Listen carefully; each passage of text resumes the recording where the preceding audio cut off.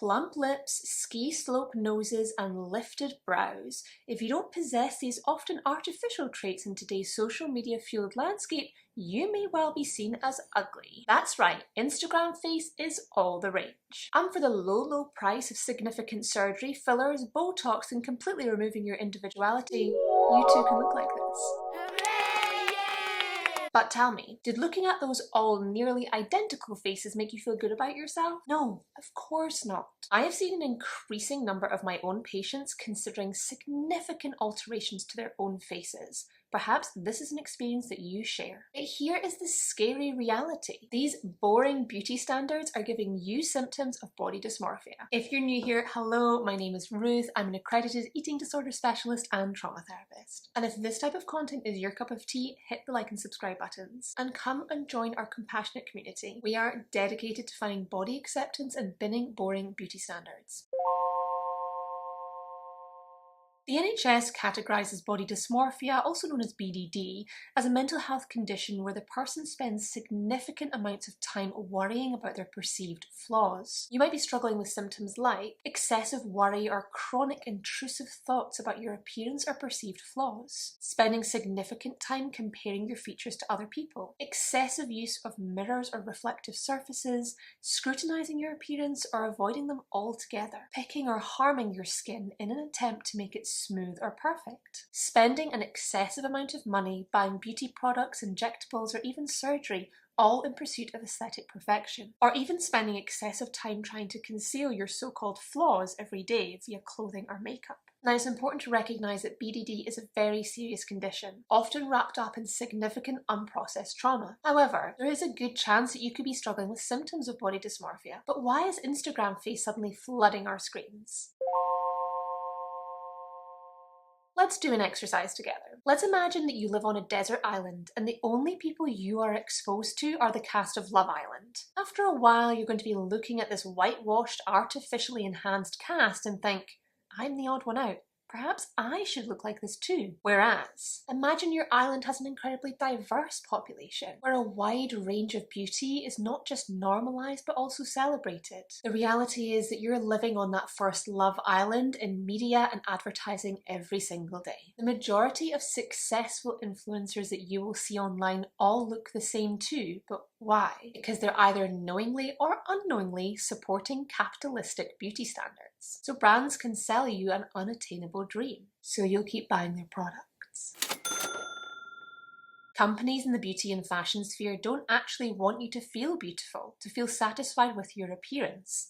They want to keep you in a state of scarcity, that feeling that you're never quite beautiful enough. But perhaps, maybe, their new product might solve that.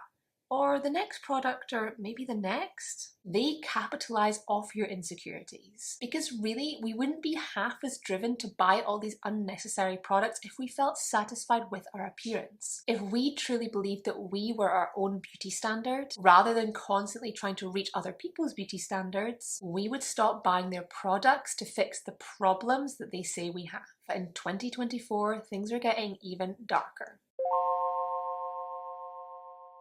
Injectables have become worryingly normalised in the UK, and it was only in 2021 that injectables for under 18s became illegal in England. Whilst they can appear glamorous on social media, they come with significant risks. For someone struggling with symptoms of body dysmorphia, injectables might seem like the magic answer. And without most practitioners screening people for body dysmorphia, injectors run the risk of fueling or exacerbating perceived flaws that people see. By engaging in fixing these flaws, they prove to that person's body dysmorphic mindset that these flaws are real. In my professional experience, I've only ever met one doctor who's truly vigilant about looking for signs of body dysmorphia in patients. So let's hand it over to the amazing Dr. Emmaline Ashley.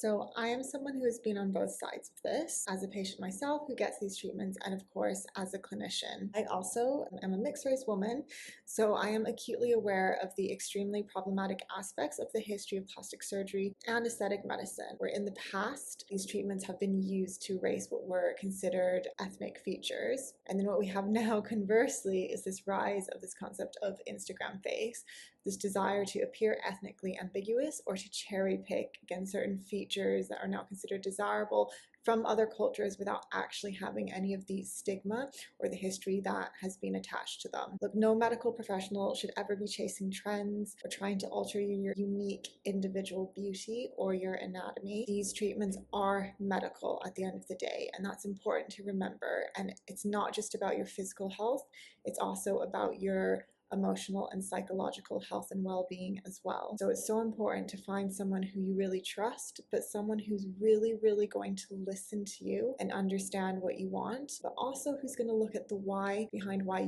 you might want to have something done and maybe challenge you on it as well. Unfortunately, injectables can become a slippery slope when it comes to body dysmorphia. Not only do facial trends continue to change very rapidly, meaning that even if you do finally meet the beauty standard, that beauty standard is likely to change in a week, in a month, meaning that your face falls out of fashion. And it's really important to remember that the perceived flaws that we are looking at with our body dysmorphic lens aren't real, meaning that injectables aren't going to solve the problem because the problem didn't exist in the first place. Injectables are also not a magic wand, and they will not suddenly make you look like Kylie Jenner, or should I say Kylie Jenner trying to look like Kim Kardashian.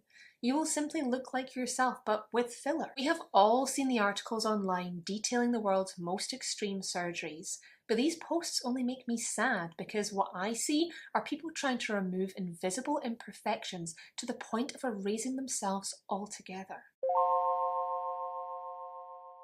Recovering from symptoms of body dysmorphia is no easy task, and it will take time. But let's today talk about some practical steps you can take at the beginning of your journey. And so we can start moving away from these boring beauty standards. Number 1, curate your social media. That's right, it might sound simple, but I need your social feeds to be diverse when it comes to people and bodies. Following a ton of Instagram faces and Kardashian clones is not going to serve you right now. It will only end in chronic comparison. Many women I know have quite strict rules about the influencers or content creators they follow online. I have one friend who only follows women over 40 because that for them curates a healthier social media landscape. Number 2, set a budget. Overconsumption can be really easy in today's world. So please set yourself a budget when it comes to beauty and fashion products. Because the reality is that companies will always make something new for you to aspire to. Number 3, make yourself your own beauty standard. In my clinic, I want my patients to become the best version of themselves, not of somebody else. Instagram face will inevitably fall out of trend, and there'll be a new facial trend to chase. But that doesn't mean it's your beauty standard.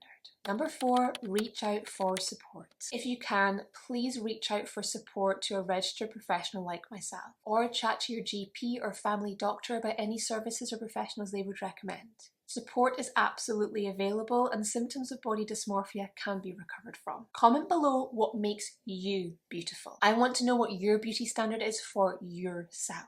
Be kind to yourself, and I'll see you soon, my love.